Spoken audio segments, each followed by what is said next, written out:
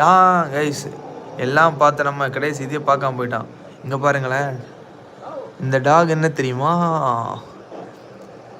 இந்த சொல்லுவாங்களே மூக்கு சப்பி, என்ன சொல்லுவாங்க எனக்கு அதுக்கு நேம் தெரியலையே. இந்த டாக் தெரியும்ல? Sorry bro. ஏய் இங்கே பாருங்க, இதுவும் ஒரு டாக். ஓடாதரா.